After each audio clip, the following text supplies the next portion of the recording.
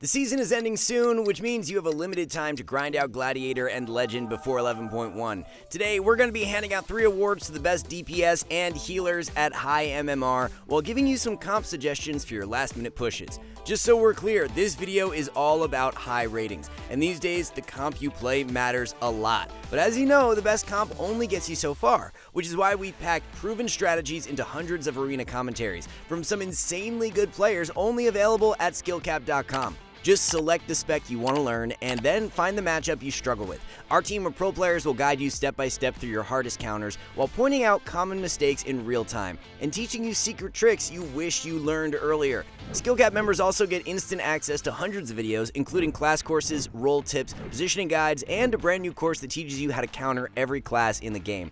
Best of all, everything we offer is backed up by a rank up guarantee. If you don't gain at least 400 rating while using our service, you'll get a full refund, no questions asked.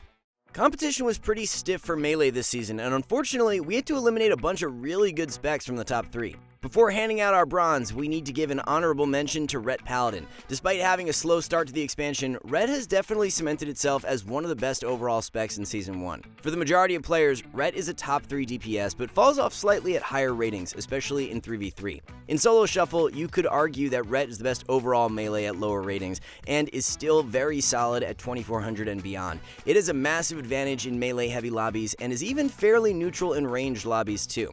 So with our honorable mention out of the way, let's award our first bronze medal to Fury Warrior, a spec which has been more dominant on North American servers compared to Europe. This is something we've seen before. While rogues rise to the top on EU, warriors always seem to crush it on NA. It's that whole monster truck mentality we've mentioned before. Fury Warrior means freedom, baby. Hell, even in 2v2, warriors have been doing well for over a decade on North America, despite the fact that hunters and rogues are usually better on paper. It's truly the Wild West out there. Anyway, Warrior continues to have one of the best ladder grinding 3v3 comps in WoW history. Ret Warrior is basically an execution test for any player looking to get Gladiator for the first time. If you can't beat Ret War, good luck. It's just a massive brick wall of defensives, and when combined with any offensive healer, it's a non-stop barrage of damage. While Ret Warrior has some difficult matchups into mages, it's just such a massive roadblock for other comps. Fury is obviously a great solo shuffle spec too. It's one of those DPS who sort of passively win just by doing damage. If you give the warrior uptime, they're going to win. Fury warriors have their cooldowns up so often that it never feels like you are safe once they're on target. Yeah, they might have some bad lobbies, we know, but overall, they're easily one of the best specs for grinding Legend. Now though, let's give out our silver medal to Feral Druid.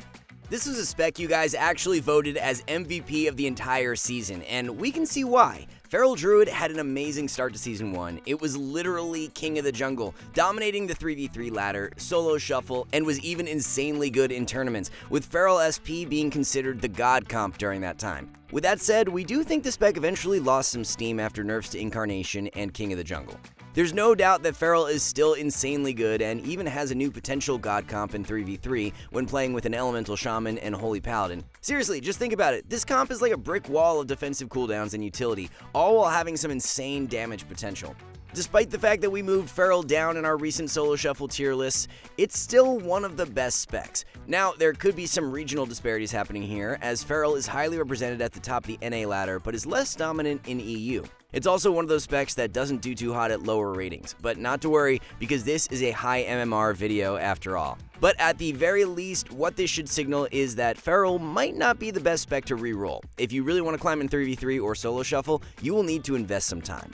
The gold medal will be split between 2 rogue specs, Assassination and Outlaw. Between these 2 specs, Outlaw still has the edge in 3v3. As the season progressed, Outlaw slowly overtook Feral as the premier melee DPS to just slap onto any comp with a caster. You've heard us say this before, but the biggest reason why Rogue is so good right now is because there are so many overpowered wizards. Between Affliction Warlocks, Frost Mages, Shadow Priests, and Elemental Shamans, it's pretty clear that casters are top dog at higher ratings in the War Within. As it turns out, having a cheap shot bot on your team makes it really easy to be overpowered, even at a time where micro CCs are everywhere. While all 3 rogue specs can technically fulfill their role as the cheap shot robot, Outlaw has a slight edge thanks to its beefed up defensive kit and the fact that it gives its entire team steroids with the take your cut PvP talent. When it comes to solo shuffle, Assassination has taken the lead in recent weeks. Despite Despite the fact that Outlaw might be the better spec defensively, there's no doubt that Assassination is one of the best damage profiles in the bracket. It can pretty much do it all, having insane AoE damage coupled with good single target pressure and even a secret execute mechanic that most players don't even play around. Seriously, Sudden Demise might be one of the most overpowered mechanics in all of PvP.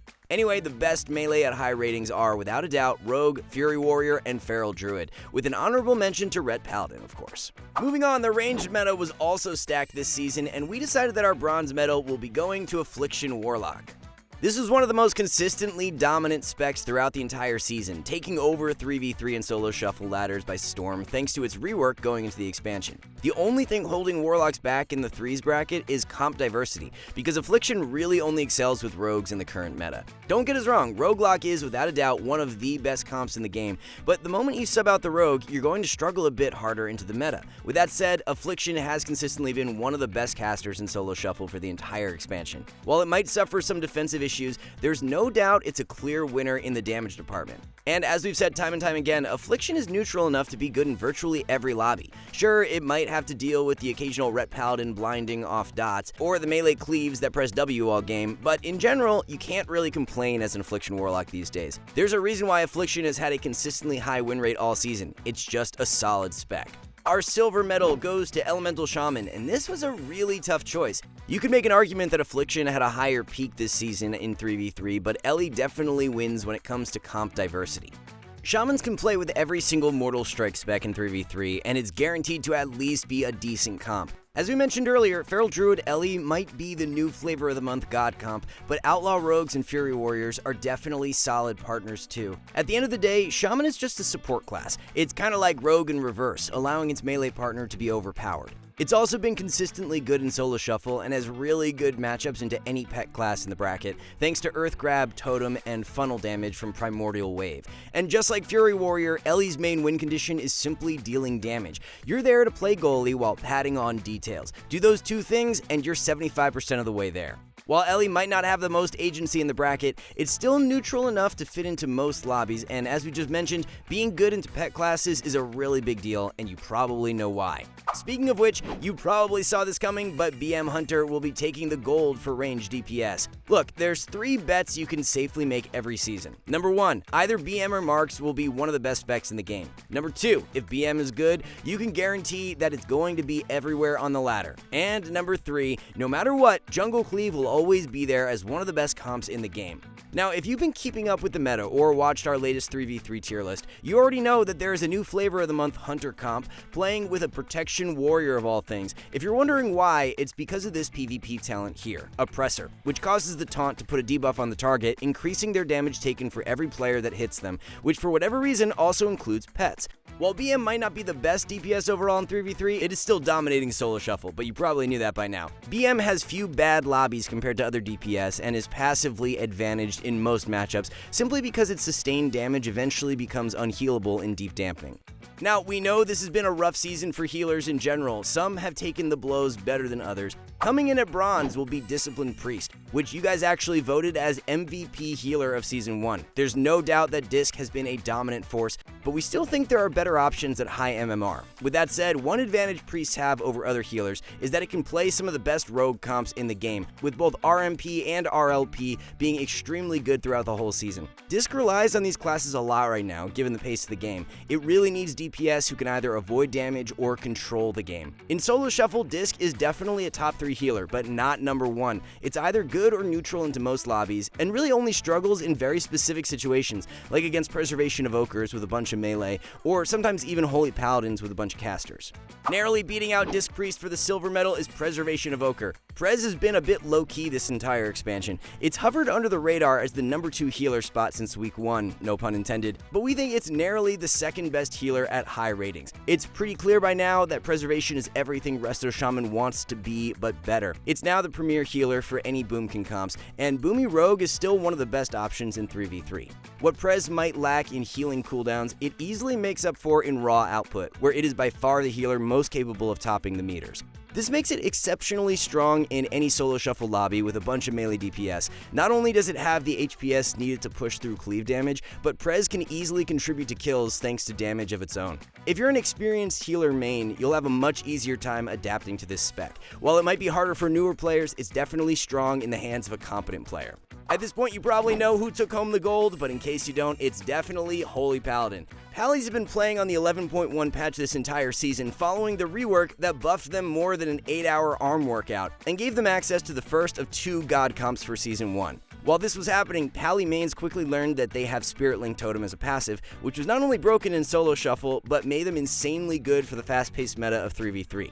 Really though, Paladins are just always one of the best healers during the start of the expansion. This is usually the point where damage is unusually high, which means having a deep pocket of cooldowns can really carry. Their rework also helped enormously in solo shuffle, since it meant no more jank with all of those double Pally lobbies. We've said this word a lot lately, but Paladins are definitely a neutral spec in solo shuffle. They might face some problems against Prez Evokers, but for the most part, they are favored in most lobbies. Remember, the best 3v3 strategies can be only found at skillcap.com. Just select whatever spec you're currently playing, and then find the matchup you struggle with. Our team of pro players will guide you step by step through your hardest counters, teaching you secret tricks you wish you learned earlier. Skillcap members also get instant access to hundreds of videos, including class courses, role tips, positioning guides, and a brand new course that teaches you how to counter every class in the game. Best of all, everything we offer is backed up by a rank up guarantee. If you don't gain at least 400 rating while using our service, you'll get a full refund, no questions asked. That's going to be it for now. Thank you all for watching. See you soon.